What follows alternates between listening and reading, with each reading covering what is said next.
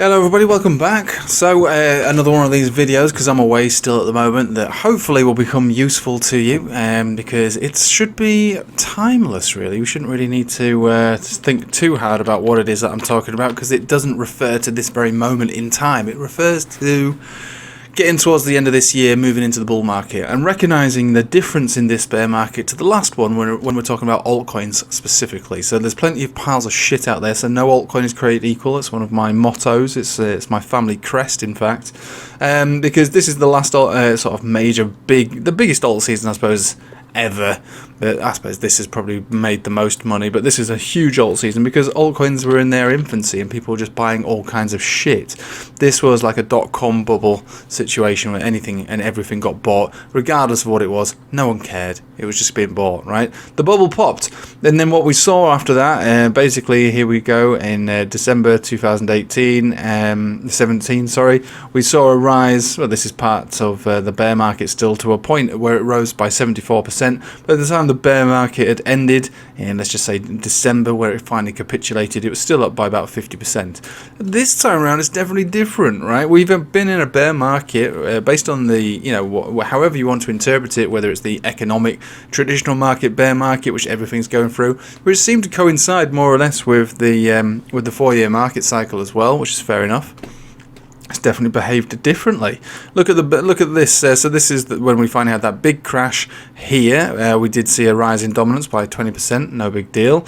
That was still in a mania phase from this alt season that had been taking place, to which we enjoyed very much. Called the top, by the way. And we were saying get out the closer we get down to this level, which is where we are right now. Again, this is all traders. From a trader's perspective, you don't want to be buying altcoins right now, but we could still make the case that altcoins are very strong at this level. The bear market really did begin sort of December, sort of November, December, around here. 40% dominance again. Look where we are right now. Like I say, just from a trader's perspective. And what happened is we had a couple of little runs, and we did raise our Bitcoin dominance again by about 20%. It got rejected once again. Again, called that as well, by the way. Just called it. Just letting you know. Called it. Made another little alt season. 50, 100, 200% gains. No big deal. I'm not here to talk about it from a trader's perspective. I'm here just to recognize the difference between this bear market and this bear market. So we had a big move up, 75, and basically a 50% dominant area had been reclaimed, because most altcoins back then were piles of shit, highly speculative, dot-com bubbles type vibe. This time around, the dominance has remained lower than 50%. It's stayed that level throughout this entire bear market. Now, it's not ended. I expect the bear market might come to an end as close as next month, September maybe, maybe December. So we've still got potentially another 3 months of bear market, and probably a bit more upside on the Bitcoin dominance chart. But what we should take away from this is that actually people are unwilling to sell their altcoins. People are either locking them up for staking. People might even be buying them. People might even recognize that something's different this time around, or maybe it's just general maturity in the space. When it comes to looking at certain altcoins, it's always very enticing to buy the one that's the most wrecked, right? Because the layman would assume that has the furthest to run high, but that's not really how we should be looking at it. We should be looking at the ones that have been significantly stronger in comparison to Bitcoin, and there are some, and there was some last year too, as in like the last bear market that they're moving into the bull run. But this time round, one of those ones which has only just recently made a new all-time high is the BNB. Look, this is BNB with its Bitcoin pair, literally just coming off a brand new all-time high in a bear market. So that is strength versus Bitcoin. These are the sort of charts that we should be thinking about, more than the ones that just go down forever and go, well, one day it might go up. It might, but there's probably a reason it goes down forever. It's because it's not that good in comparison to Bitcoin. Bitcoin is the store of value. People like to counter that by going, where's your store of value? It's down 80%. Well, the store of value is I bought it when it was below 4,000. So there you go. There's my store of value right there. And it's working very well. There is a store of value case to be made for Bitcoin. But it's like Michael Saylor says, it's all, the best time to buy Bitcoin is always 5 years ago. So he's got another 4 years. He's got another 4 years to go. But I expect that to be the case. But on top of that, like I say, certain things make Bitcoin look weak in comparison to that. This is a good chart, a bullish chart. And what's been going on with BNB? What have they achieved? You know, well, they've got utility, haven't they? This isn't a BNB video, by the way. It's just a way to try and decipher the strength, really. So what have BNB done? So back in the olden days, they were just a utility token for Binance, right? Binance was big. It's huge now. It was big back then, and it was a good mover. You know, it was a good thing to hold. You know, it was good for the most part. But then BNB chain came into play, and it's been huge. It's fast, it's cheap, it's got all kinds of projects running on it. People are moving onto it because it's fast and it's cheap. It's the business, right? They have utility not just within Binance, which is enormous, but they've also got utility outside of that with the chain. So when it comes to buying into altcoins, you know, at the end of this bear market, or even throughout the bear market, these are the sort of things we should be thinking about. Now, I'm not a fundamental analyst. You know, it's not for me to do that sort of thing. I'm not very good at it. But charts speak for themselves, and we can see now that this one is stronger than Bitcoin. And if it's doing this in a bear market, it's most likely going to continue to do this in a bull market. We have the same sort of vibe took place last bear market with Chainlink. So this is Chainlink. So here we go. Nice big move up. Here we go. But the bull market came to a bitter end around here, and yeah, we consolidated. But look, by the time the bull market actually begun, we'd already made a new all-time high throughout a bear market. The bear market had given Chainlink an all-time high, and then what happened after then? You know, we went on to have a very consistent, continuous move up with a bubble pop of its own. So the difference being is that Chainlink was actually, you know, building, getting really, really big, and by the time, the bubble popped, obviously it just became too fashionable to sustain any kind of further movement on the chart. This is generally what happens with any chart, really. They just go parabolic and they pop. That's fine. But we can see the difference between, we can see the similarities between Chainlink and Binance Coin right now, can't we? So in a bear market, it's outperformed Bitcoin. That's BNB. Same thing happened with Chainlink. For the most part, it outperformed Bitcoin in a bear market. So by the time the bear market came to an end, it already made a new all-time high with its Bitcoin pair. These are the sort of things that I suppose we should be thinking about when it comes to buying into altcoins, which isn't so much about, you know, their chart specifically, but what it is that they do. Are they a real coin, right? Or is it a pile of shit?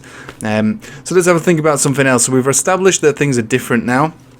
And there is a lot more, there's more money in altcoins than there are in Bitcoin at this stage, this later stage of the bear market. So that would suggest that crypto is becoming more of a thing than it ever was before, because it's not as speculative. Now there's proper money going into this sort of thing, and the reasons for it is that there's real stuff going on within it.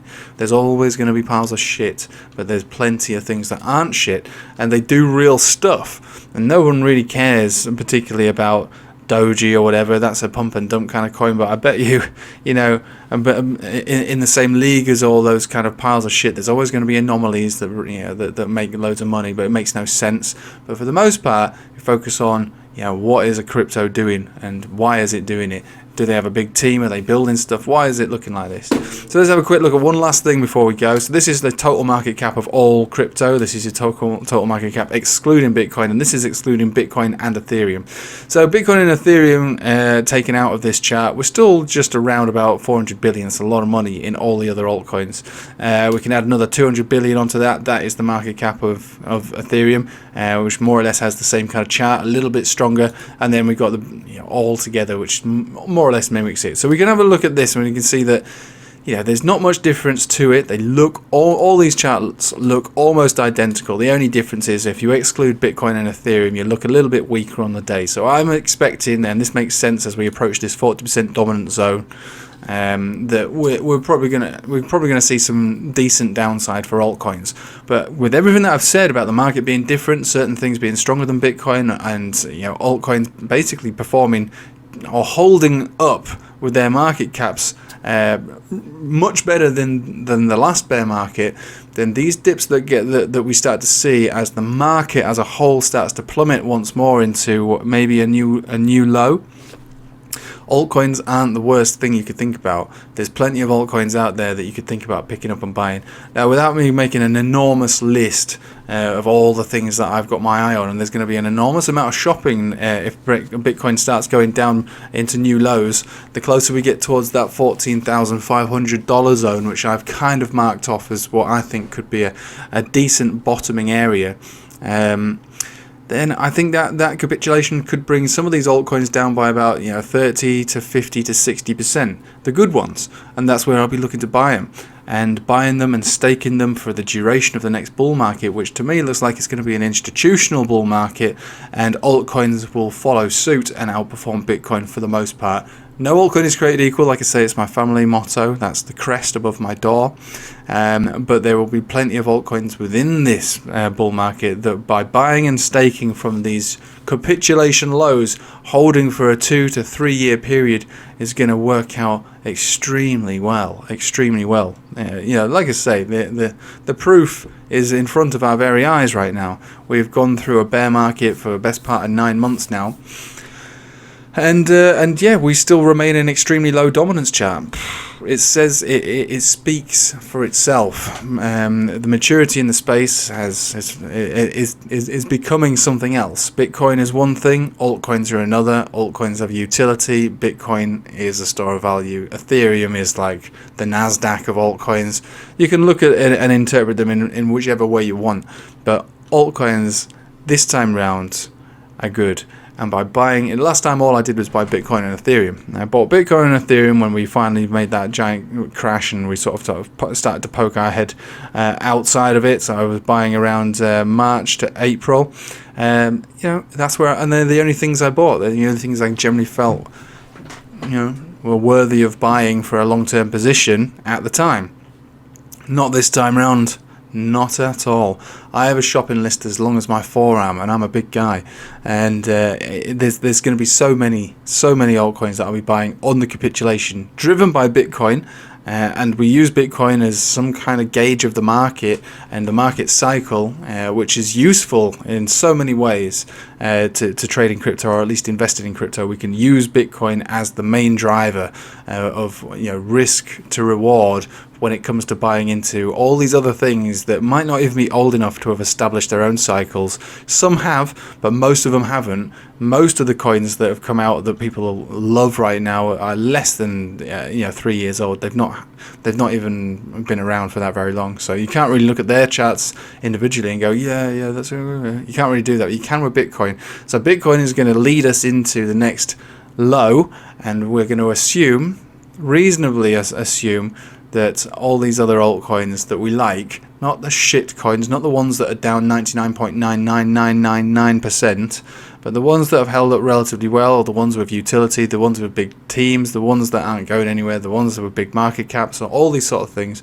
that it should be relatively safe to assume that those are the altcoins that you'd want, and that's the place to be buying them, because Bitcoin in itself leads the market. We can gauge the market based on Bitcoin. So there you go. There's your hopium for you altcoins, our altcoin hodlers out there. I'm very much in favor of this next bull run being an institutional bull run, and just as the spot ETFs might be generated for Bitcoin and Ethereum, the wealth will be shared out amongst all the others. And of course, you can buy micro cap coins and make billions of percent. But for the most part, you just want to outperform Bitcoin. And I would expect this next bull run, many altcoins will continuously outperform Bitcoin. And spreading your money around, and like I say, from an investment perspective, as we enter new lows, probably going to be one of the best decisions you could make. Don't do it right this very second, though, as Bitcoin dominance approaches this danger zone. But you will know when it comes about. It'll be scary, and again, I wouldn't suggest you sort of just buy any old dip. Play it safe. I'm just putting the case out here for the maturity of altcoins and the way that the space is developed and is becoming something different. This last bull run has been a bit less of an experiment. We've seen the wheat separated from the chaff for the most part, but this next one is going to be a real one. a real bull market which shows some real, I suppose, like tech giants emerge from the blockchain space, and might even decouple themselves completely from the market. We'll never know. We'll have to wait and see. But just recognizing the difference between something like BNB with its Bitcoin pair, who would have thought it? Who would have thought that there's altcoins out there that can outperform Bitcoin in a bear market? But looking at the dominance chart, we can see that it might not feel like it, but for the most part, that sentiment exists. Right, I'll leave it with you there, guys. Hopefully that was useful. If you made it to the end of the video, let me know. I'll be back soon, don't worry, and we'll look at the stage of the market. I don't know what it's doing today, obviously, because I made this video on a Wednesday, but we'll revisit the situation when I return from my little trip. Anyway, thanks for watching. Have a nice day. Take it easy.